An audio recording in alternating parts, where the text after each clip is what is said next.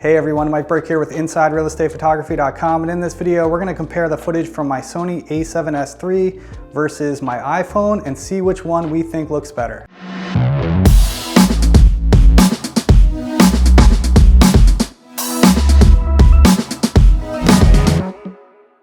Alright guys, so I've done this sort of shootout video before between my iPhone and my camera, but with photos. So if you want to see that video, I'll link to it up on the screen right now. But in this video, we're going to compare video footage. So I've come across quite a few real estate photographers lately in Facebook groups and things like that have said they actually prefer their iPhone footage over their professional camera rig. One main reason being that it handles windows better, sort of not blowing them out as much as their camera does. So sort of better dynamic range, if you will, I guess. So I wanted to put this to the test. So we're gonna compare the footage from each camera side by side and see how they stack up against each other. Before we continue on with this video, I just wanna share a quick word about our sponsor, PixelMob. Are you looking for a professional real estate photo editor to help lighten your workload? Are you having a hard time finding a good and reliable editor, or don't even know where to look for one? Or maybe you just personally struggle with editing and can't seem to achieve the professional end result that you've been looking for? If any of this sounds like you should definitely check out PixelMob. PixelMob helps take the guesswork out of finding a reputable editor and connects you with the right people to do the job. PixelMob is an awesome website that links you up with available editors capable of doing just about any sort of real estate photo editing you can imagine, including HDR blending, flambient, virtual staging, object removal, etc. The best part of all is that PixelMob vets all the editors prior to allowing them onto their platform to ensure that they can indeed deliver on what they say they can. I also really like that there's a peer review system where photographers can rate the editors from 1 to 5 stars, giving you further tools and helping you choose the best editor to work with for your particular job. The editor also does not get paid until you are satisfied with your order. If you've ever been in the search for an editor and tried a few out, then you know full well there's been such a sore need for something like PixelMob in our industry, and I really think a lot of us real estate photographers can benefit from this service. It's completely free to sign up, and if you use my link, pixelmob.com/IREP, you will receive $5 in credit towards your first order, so there's no reason to at least not give it a try. You'll also find that link down in the description of this video. So I'm going to use as similar settings as possible. We're going to shoot both of these in 4K 60 frames per second. The iPhone only goes up to 60 frames per second. By the way, this is an iPhone 13 Pro. I don't have the 14 or 15, so this is an older iPhone, so I don't know, take that into consideration. I don't know how much of a difference there is between this camera and the one on like the 15 Pro. I'm sure it's improved, but you know, that's what I have, so that's what we're gonna use here to test. But I'm gonna shoot both in 4K 60. Unfortunately, that's as high as the phone goes. I really prefer shooting in 120 frames per second for my real estate videos, so that in itself is a disadvantage to the iPhone for me personally, because I really do prefer 120 frames per second. All right, so we're gonna do like 3 different shots in this house that I'm shooting here today, and I'm gonna try to mimic each shot as closely as possible with each rig here.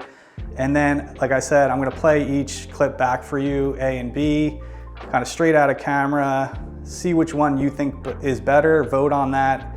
And then I will, of course, reveal those results and tell you which one was which, to see which one you picked. I've done this in a few different videos. I think it's fun. I think a lot of people have enjoyed it. So it's kind of interesting to see, you know, not knowing which one's which one do you prefer? So we're gonna find that out. And then, of course, I'll share my opinion at the end. So without further ado, let's do our first shot. Oh yeah, one more thing before we get started. I'm gonna shoot in a standard profile on each of these, not in like a log profile or anything like that. That's what most people are using out there, I believe, is standard profile. So I'm gonna shoot in standard profile. I'm gonna put this in 8-bit on the a7S III. This is shooting in 8-bit.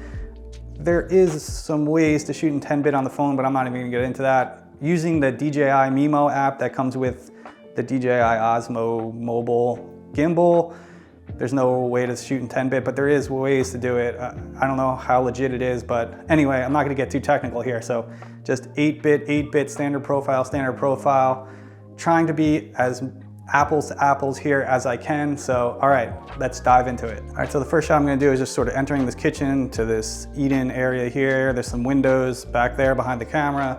So we'll see sort of that dynamic range thing with, you know, some sort of bright sunlight coming in through the windows. So pay attention to the windows and see which one handles it better. I mean, that is a factor apparently with the iPhone footage that it's better, so we'll see. So first I'm gonna shoot with the camera and then the iPhone. I'm just gonna do a simple approach shot here. All right, That's it. All right, now I'm gonna do the same shot with the iPhone.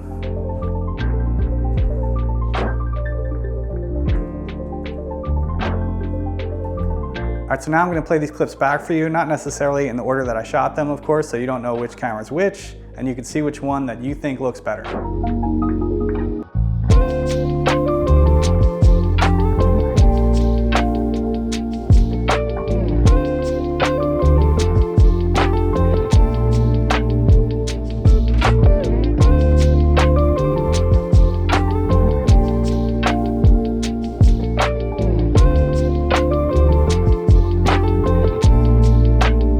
All right guys, so between those two clips, which one did you think looked better, A or B?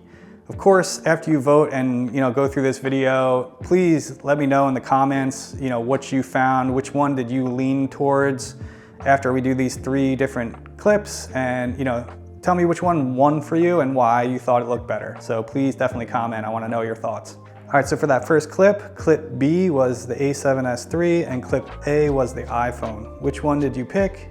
And why did you pick that clip? All right guys, let's move to another room and do another shot. All right guys, so I'm gonna do my next shot here in the living room. I'm just gonna do another sort of simple walk-in shot. It's not really about getting fancy here with the shots, it's about the quality of the footage, so that's what we're paying attention to here. Anyway, there's a sliding glass door behind the camera back that way, and looking at the camera, it's pretty blown out back there. So again, this would be a good test to see which one handles that better. Again, a lot of people say the iPhone handles that better, so let's see. So again, I'm gonna do these 2 shots now, just sort of walking into the room.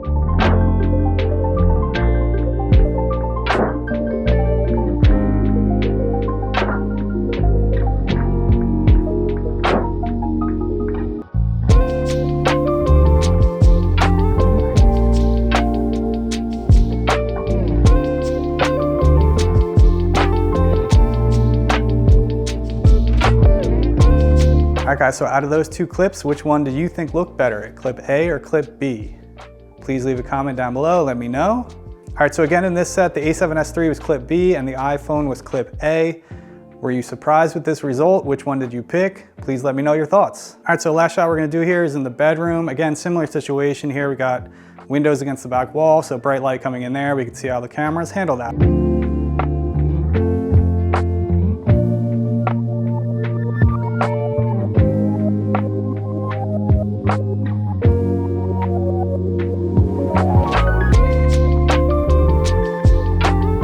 Guys, which one did you pick? Please let me know in the comments below. So in this set, clip A this time was the A7S III and clip B was the iPhone. All right, so I think by now we have a good idea how these cameras are comparing, at least in this situation here. Again though, this is an iPhone 13, so take that into consideration. If it was an iPhone 15, is it that much better? I don't know. If any of you guys have an iPhone 15 out there, is the footage much better than your previous iPhones? Please let us know in the comments, because that will help us all kind of navigate this sort of comparison. I wish I had the iPhone 15, but I don't. I'm gonna upgrade soon. I know this is kind of getting old now. All right, so definitely let me know your final results. In the beginning of the video, did you think you were going to pick one option over the other and end up picking the opposite option? I would love to know if you were surprised by these results, what you picked, and why. So definitely please let me know your thoughts in the comments. And now I'll share my personal thoughts on the footage.